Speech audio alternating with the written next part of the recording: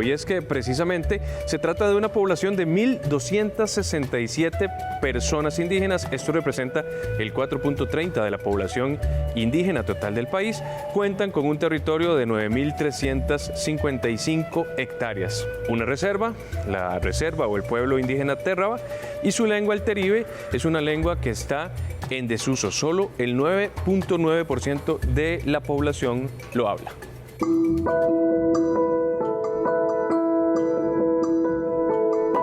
Años atrás se había hablado que Térraba no llegaba a los 80, a 1980 como pueblo indígena y desaparecía.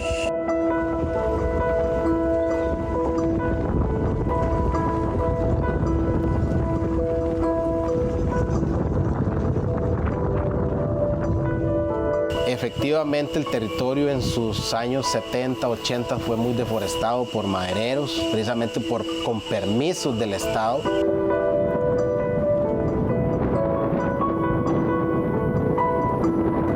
Nos dimos cuenta de que con cada caída de árbol había caído nuestra cultura, nuestra tradición, nuestros conocimientos y fueron cayendo lentamente conforme fueron cayendo todos los bosques. Pero nos dimos cuenta que cuando plantamos los árboles y empezaron a crecer, empezó a crecer esta otra esperanza.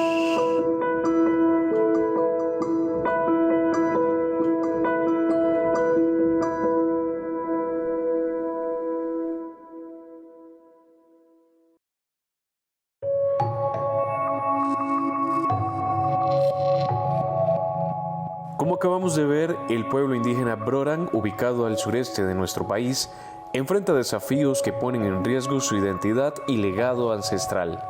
La pérdida de territorio y su reducido número de habitantes se suman a una lista de problemas que llevaron a investigadores a determinar que para finales del siglo pasado su desaparición era inevitable.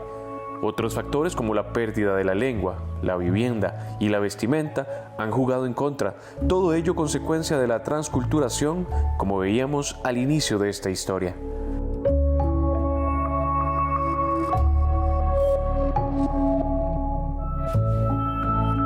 Jeffrey, cuéntame de este territorio indígena. Vos me hablabas de una historia de miles de años. ¿Qué nos puedes contar al respecto? Efectivamente, los Brorán, conocidos en Costa Rica como Térrabas, somos uno de los 8 pueblos indígenas de Costa Rica, reconocidos legalmente. Tenemos una historia milenaria de más de 5.000 años de existir sobre este valle del Diquís, que es en nuestra lengua Río Grande de Térraba. Nuestro territorio ancestral, según cuentan nuestras personas mayores, data precisamente de más de 30.000 hectáreas en nuestro territorio ancestral, donde en la actualidad, por ley, queda en 10.000 hectáreas. A lo largo de estos 2 programas vamos a conocer en detalle no solo las principales características de este pueblo indígena, sino cuáles son todos esos esfuerzos para rescatar su legado milenario.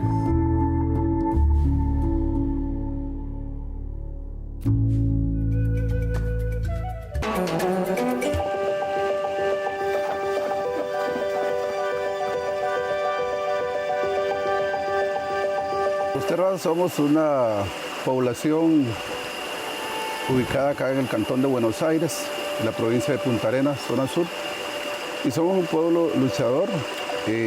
Según nuestra historia, venimos de un pueblo guerrero que siempre estuvo en lucha para salvaguardar nuestros recursos naturales. El río no es el río es nuestro hermano. El árbol no es el árbol, sino el árbol es nuestro hermano. La tierra es nuestra madre. Mi nombre es Paulino Nájera Rivera y soy del territorio Brorán. Tengo 60 años y esto es el territorio de Térraba.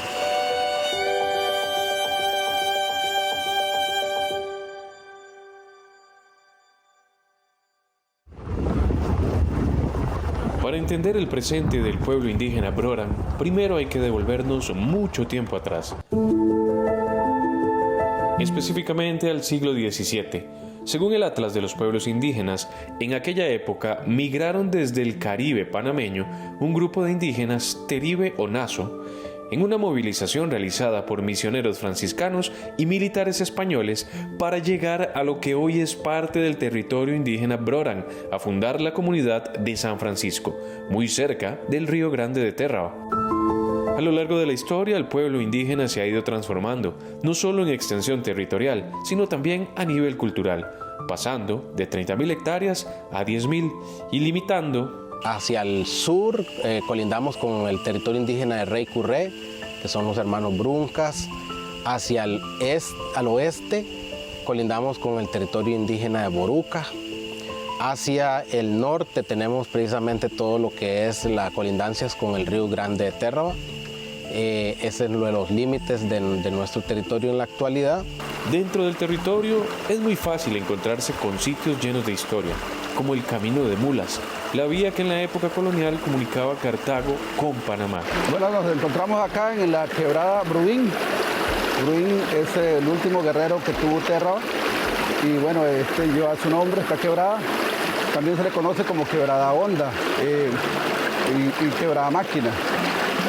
Y también estamos acá en un punto sumamente importante, histórico para nuestro pueblo, pues este camino que pasa por acá era un camino que venía desde Guatemala, que iba para Colombia. Y ese camino histórico es el Camino de las Mulas, que fue conocido acá por toda esta región. Pues acá fue donde pasaron, según la historia, los primeros españoles.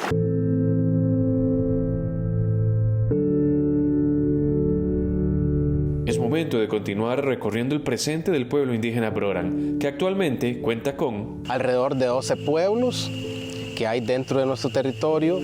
Contamos con 7 escuelas, un colegio, organizaciones, grupos organizados, comités y también emprendimientos de turismo. El INEC, en su censo 2011, señala que viven 2.084 personas dentro del territorio, el cual es administrado mediante la Asociación de Desarrollo Indígena. La Asociación de Desarrollo es una organización que es la que administra el territorio. Es la que dice qué camino se hace, qué puente, bono de vivienda, recuperar tierras. El ente administrativo del territorio administrativo son las asociaciones de desarrollo.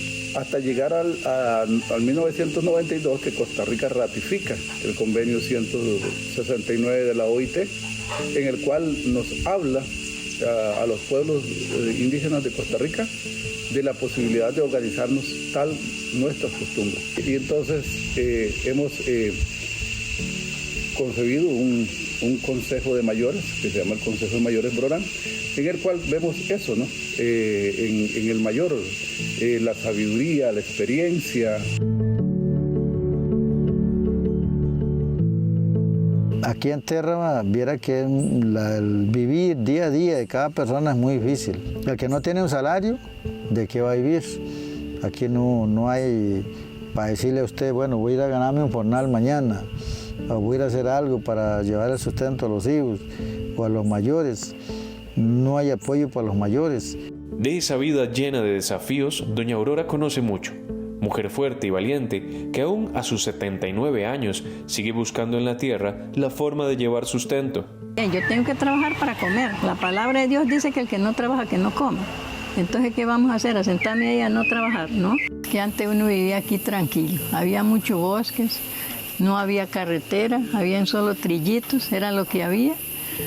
La gente compartía más las cosas, lo que tenían, se iban a trabajar, se trabajaban en juntas, decían, no eran grupos, decían en juntas. En palabras de los mismos indígenas, no solo era una vida más tranquila, sino más solidaria, la cual se desarrollaba en un pueblo muy diferente a lo que vemos hoy en día. Pues le digo yo que era una vida muy solidaria, realmente donde si alguien mataba a un cerdo, se canjeaba, se daba, por parte se compartía, inclusive no mediaba ni el peso ni la plata. Si nos ubicamos en este mismo territorio, años atrás, siglos atrás, esta estructura era más común encontrarla en diferentes espacios. Contame de qué se trata. Todavía para los años 70 era muy dado que acá en nuestro territorio las familias precisamente habitaban en nuestra casa tradicional en dos diseños arquitectónicos. Uno que es en palma, como podemos ver acá al frente, y otro que era un pasto natural, que le llamamos pasto zacate de sabana.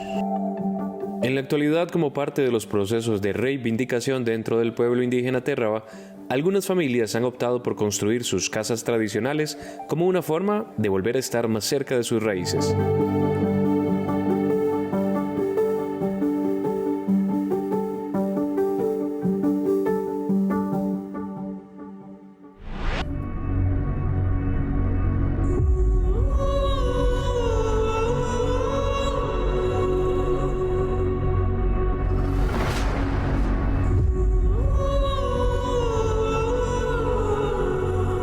La laguna de Carsi es uno de los sitios sagrados para el pueblo indígena Brorán.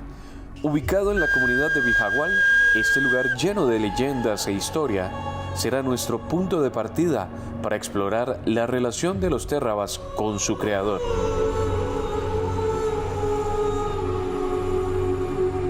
Esbo es nuestro creador. Esbo nos dio un paraíso, que es la tierra, donde juntó todo. Digamos, y nos dio una misión a cada uno, a cada ser viviente que vino, desarrollando nuestro sexto sentido. Dios, Esbo, nos ilumina y ese nos da esta oportunidad de vida.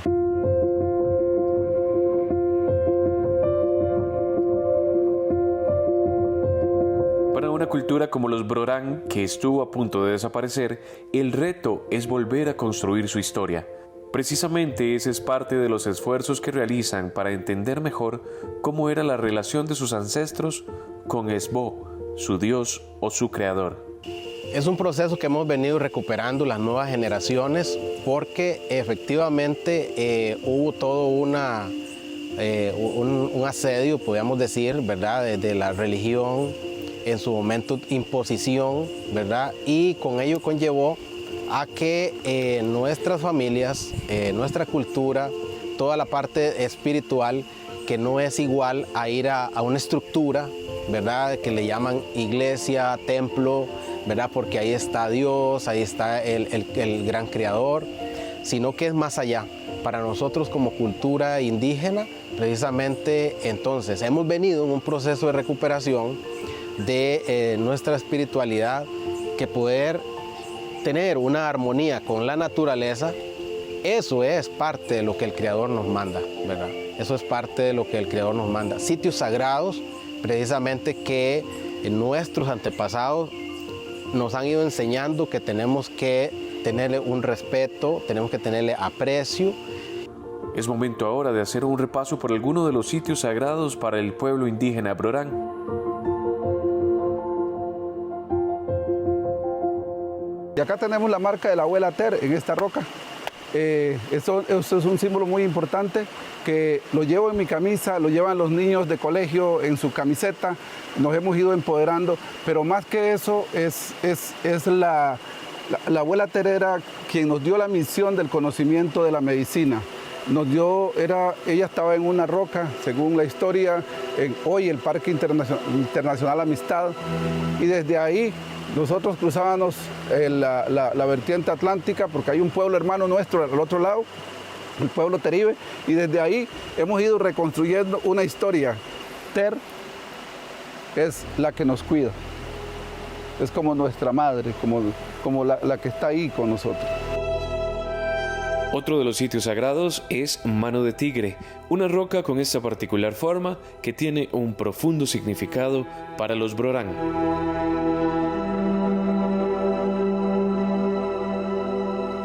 Y por último, y no menos importante, es hora de volver al lugar donde comenzamos esta historia.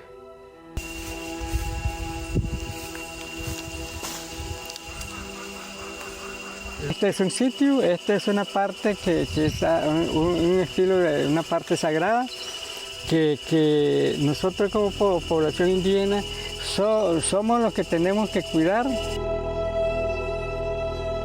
Es un sitio sagrado acá, me imagino yo que pasaban como algún tipo de ceremonia o algo muchos años Sí, atrás. ¿Qué se dice? Muchos años anterior de los antepasados, ellos guardaban, ellos llegaban aquí a hacer su acto de información o de la actividad que tuvieran que hacer, aquí mismo las hacían. Entre los mayores del pueblo se comparten leyendas sobre diversos seres que habitan dentro de la laguna como guardianes protectores de la naturaleza. Había una parte a donde habían dos damas, dos mujeres, que de aquí se trasladaban a una poza que hay allá en el río Térraba que le dicen Cantagallo.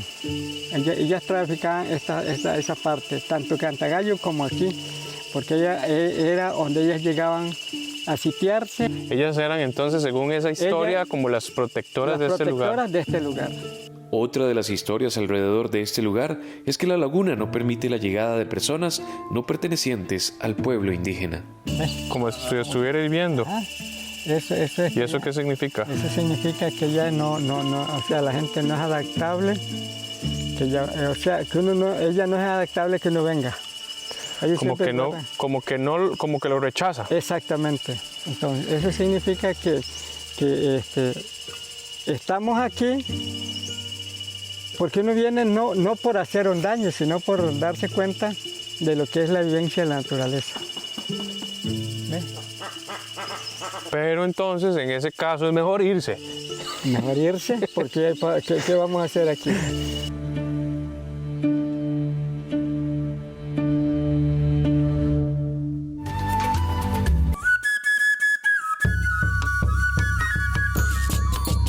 El baile del toro y la mula, o el Sogra Comgra, es una de las ceremonias con mayor significado para el pueblo indígena Brorán. La actividad de que se da el 24 de diciembre al 2 de enero, la actividad se llama, en español se dice el toro y la mula. En nuestro idioma se llama el Sogra Congra, que es igual, toro y la mula. Y esto lo que significa es un juego en donde se hace alusivo a todos los animales del bosque. Por eso los chicos, las chicas, inclusive acá participan mujeres, niños desde 2, 3, 4 años en adelante, usando sus máscaras de acuerdo al animal que lo inspire en esa época. Es una actividad que refleja la historia, la cultura, pero ¿qué hay detrás de ese baile? Ok, primero la unión familiar, ¿verdad?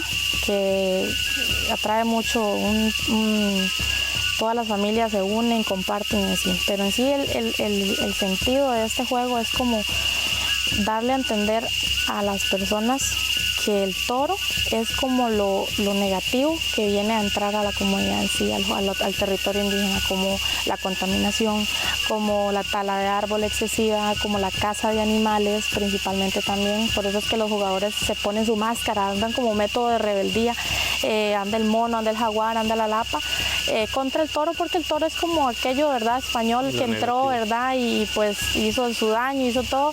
En sí es como la representación viva de eso.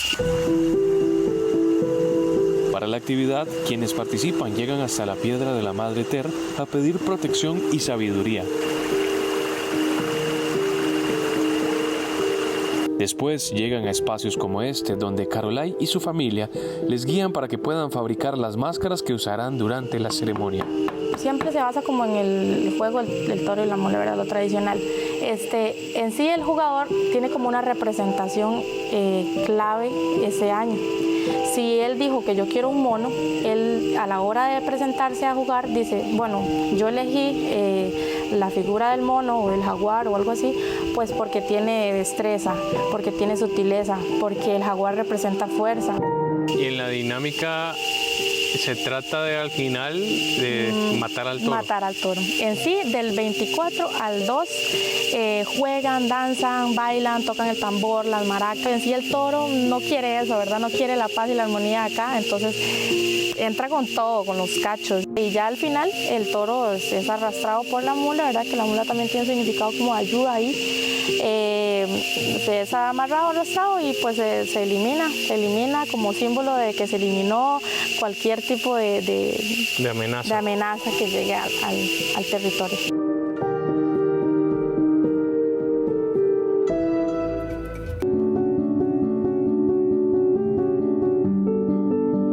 Uno de los aspectos que más influyó en el siglo pasado para que el pueblo indígena Térraba estuviese al borde de la desaparición fue el tamaño de su población. Conscientes de la necesidad por rescatar su cultura, los Brorang pusieron manos a la obra. Según un estudio que realizamos en conjunto con el Tribunal Supremo de Elecciones y el Consejo de Mayores Brorang, la Defensoría de los Habitantes y Naciones Unidas, alrededor del 2010, hicimos un estudio que le hemos denominado base de datos. Es un registro donde están registrados los Brorang y estamos alrededor de 6,000 personas dentro de lo que habitamos dentro del territorio y fuera del territorio. Tomar la decisión de llevar a cabo la base de datos no fue un trabajo simple. Sin embargo, esto les permitió identificar una población total cercana a los 6,000 habitantes, contrario a lo que se indicó en el censo del 2011, que registraba únicamente 1,267 personas. La base de datos se construye por varias razones, ¿no? Porque en un momento nos vimos casi que desaparecidos como pueblo Brorang. Algunos querían, otros no querían, otros decían que sí, otros decían que no. Otros que no eran de Térraba pues también querían aprovechar ese espacio y decir, bueno, es que yo soy de Térraba, o yo nací aquí y yo soy. ¿Cómo lo lograron? Gracias al trabajo del Consejo de Mayores Brorang, quienes fueron clave para identificar al menos 12 árboles genealógicos que fueron la base del estudio. Logramos que consensuara. Más o menos en ese momento eran 70 mayores. Yo todavía no pertenecía, pero era un pilar fundamental que ellos me dieron la oportunidad para estar ahí. Entonces, acompañarlos más que todo, facilitarle cosas. Entonces, se determinó que en Térraba habían 12 troncos que todavía quedaban de la parte histórica.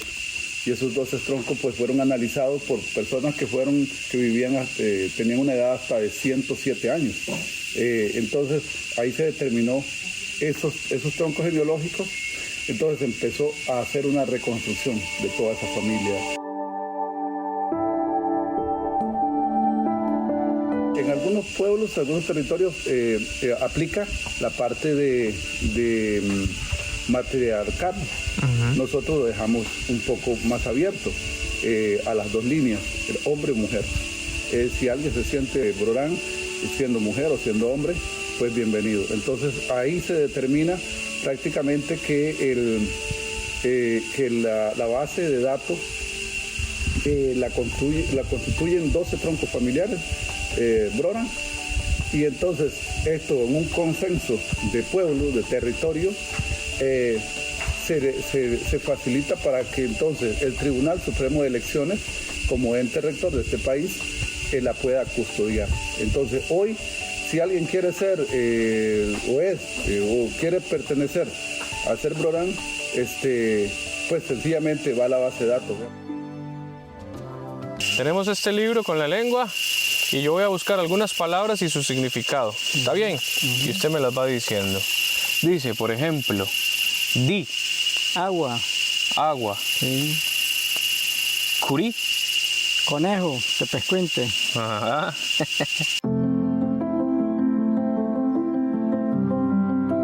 Conservar una cultura milenaria no es un trabajo sencillo.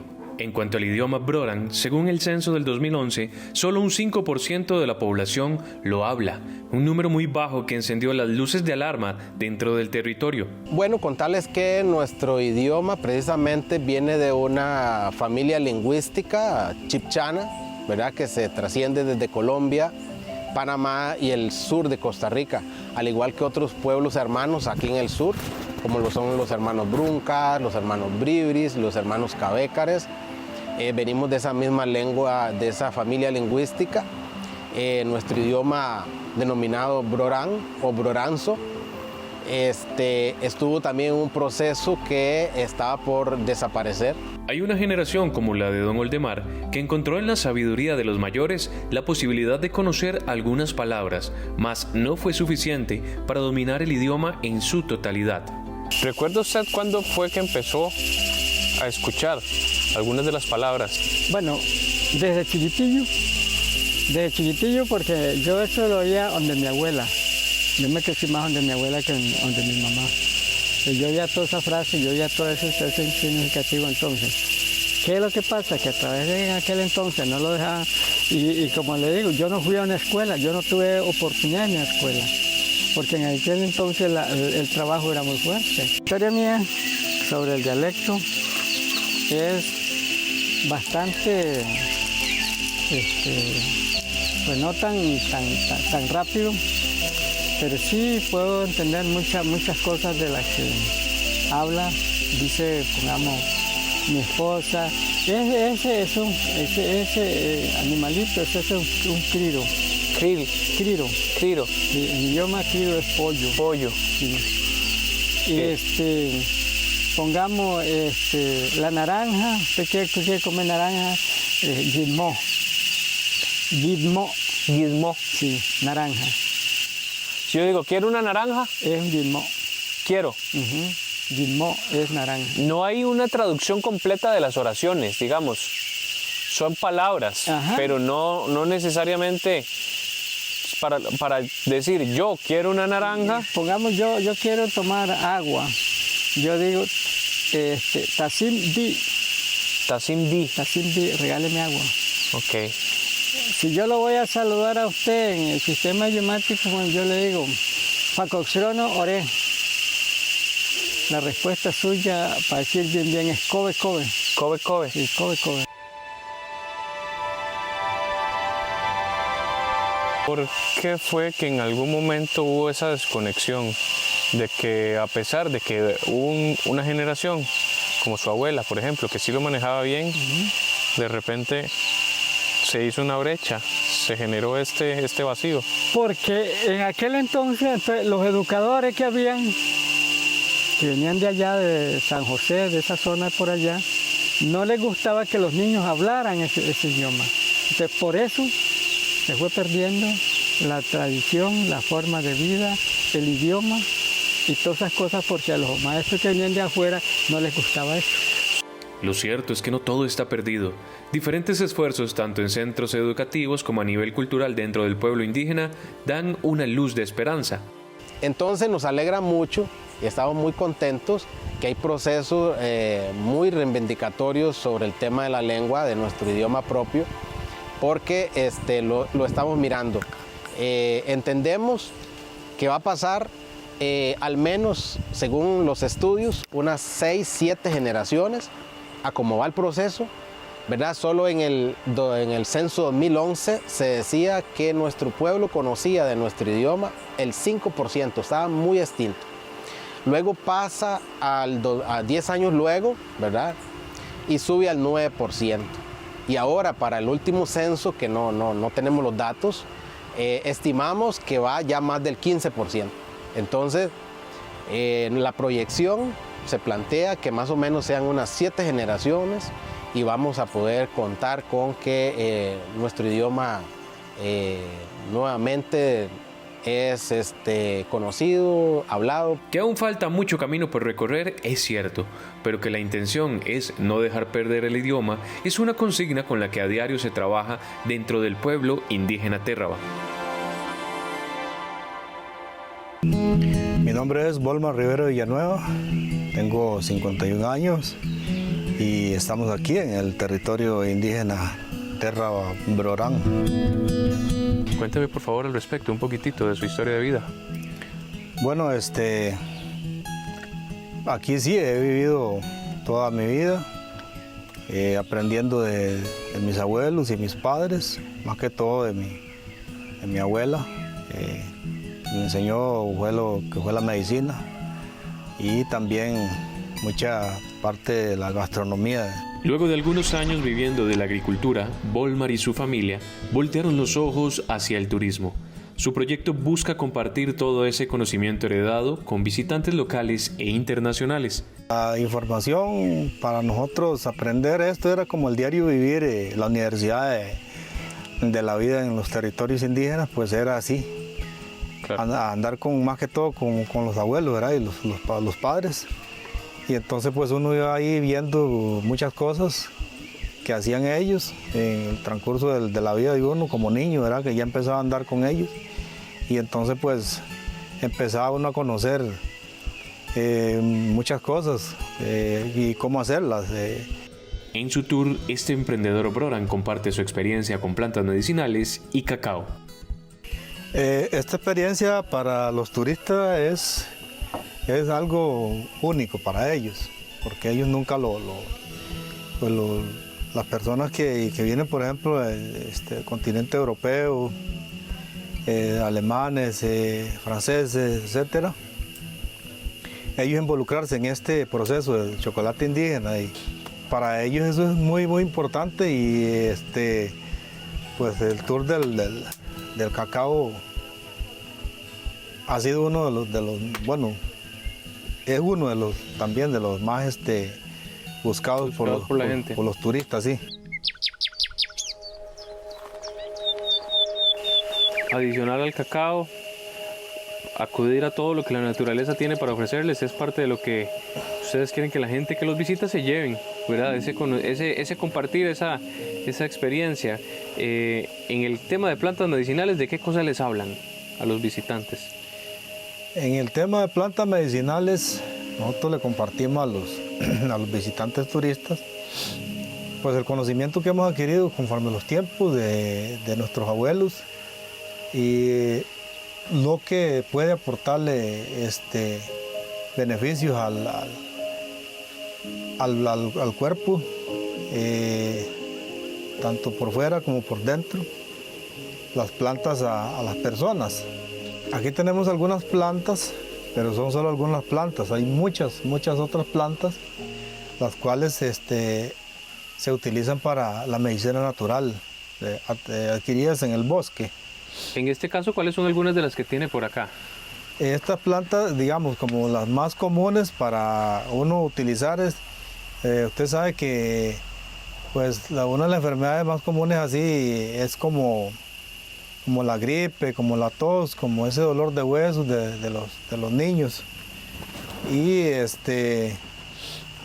calenturas. Eso es lo más común que digamos, pasamos las personas.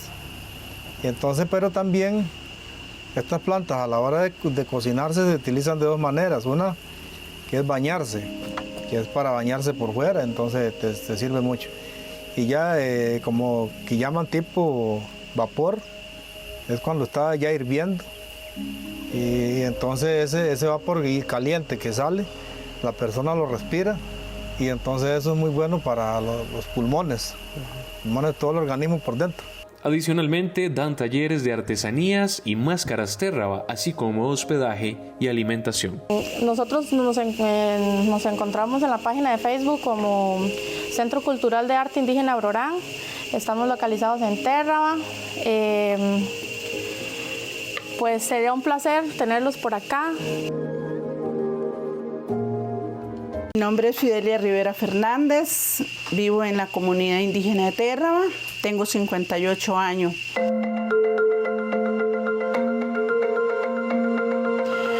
Y mi pasión de la comida, del cocinar, viene de muy atrás quizás, porque soy la mayor de una familia. Desde muy niña aprendí a cocinar, me encanta cocinar, más que nada sigo los pasos que le veía a mi abuela. Para mí es algo muy importante. Si mi abuelita me dejó conocer un poco de las recetas, lo de ella, lo que hacían los mayores, como decimos en el pueblo, los mayores nos ha dejado muchas cosas, que, por ejemplo, la carne ahumada. Debemos de saber qué tipo de leña debemos usar para no cualquier tipo de leña se puede hacer carne ahumada, porque ¿qué pasa si se usa otra? Lo tóxico. Tamal de arroz, cuénteme del tamal de arroz. Es un producto muy tradicional acá en el cantón y obviamente en el territorio, ¿cierto? En el territorio. Ajá. En los territorios es muy común hacer tamal de arroz. Básicamente el arroz. Una ¿cómo se- cucharada, porque si no queda muy grande. Puedes quitarlo. El arroz se le pone todos los condimentos. Una de las claves es el culantro coyote. Y bueno, el tamal de arroz que hacemos totalmente indígena no lleva nada de lo que es zanahoria ni otros productos, de nada. Es nada más el arroz y la carne. Maíz, sin duda, es un Sí. ingrediente que no falta en... En las comunidades no puede faltar el maíz. Pues mi abuelita hacía desde pozoles en adelante, eso que llevaban el maíz a cocinar y todas estas cosas, este proceso, ¿verdad? Era un poco más difícil, a molerlo en la piedra y todo este proceso. Dice usted que con esto, que está acá, voy a acercárselo, hace un producto que le ha dado mucha fama. Sí. ¿De qué se trata? Cuénteme, por favor. Esto es harina, nada más con una pizca de sal y otra de azúcar y agua. Y con eso vamos a preparar. Vamos a preparar lo que llamamos una arepa amasada. Bueno, aquí vamos a preparar un poquito para la arepa, pero mientras calienta el fueguito que me decía usted, hay que decir que esta es apenas una pequeña parte de mucho de lo que les caracteriza a nivel de gastronomía. ¿Qué otras opciones de platillos, qué ingredientes no pueden faltar en la mesa acá en el territorio cuando hablamos de comida tradicional? Hay muchos platillos, por ejemplo, está el banano con carne, frijoles. Los frijoles es algo muy común en Térraba, el frijolillo, el frijol de java. Hay muchos tipos en diferentes formas se cocinan también. Me decía usted los picadillos. Los picadillos, ¿Cómo qué, por ejemplo? hay picadillos de papaya, picadillos de hojas de yuca, picadillos de hojas de chayote. Del bosque también se recoge para hacer picadillo de disciplina. ¿Disciplina? Sí. ¿Eso qué es? Disciplina ¿Una es planta? una palmerita que echa es como un pitito que echa hacia arriba y de ahí se agarra es algo muy bueno. ¿Existe en la comunidad, en el territorio, un libro con recetas, alguien que tenga anotaciones? Todavía sí, como un libro no hay. Que yo sepa, no. Pero sí estamos con mi hija por empezar a escribir las recetas. La receta de las cosas que más aprendí con mi abuela.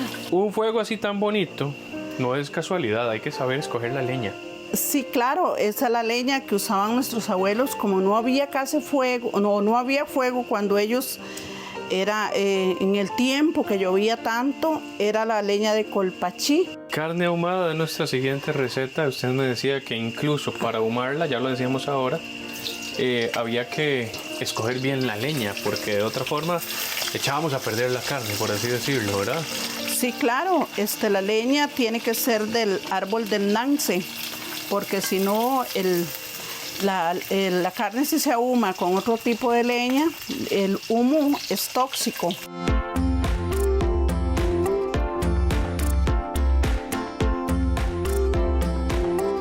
Acabo de descubrir mi nuevo producto favorito de la vida.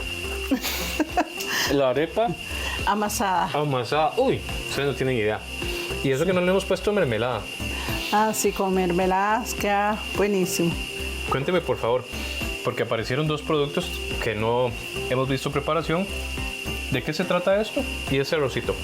Este es un arroz con frijolillo. Es muy común consumir arroz con frijolillo en nuestras comunidades. Pero siempre. parece como un poquito como una lenteja, ¿no? Sí, parecido? es parecido, sí. Nada más que el frijolillo no sé cómo, es que no sé cómo es la lenteja. Nada más que el frijolillo es un arbolito, como puedes verlo allá. Ok. Sí. ¿Y esto? Esto es banano maduro, cocinado con agua, hervido con agua. Si desea más información sobre la gastronomía de los Brorang, puede visitar el Centro Ecológico Cultural Terraba comunicándose al número de teléfono 88 48 96 49.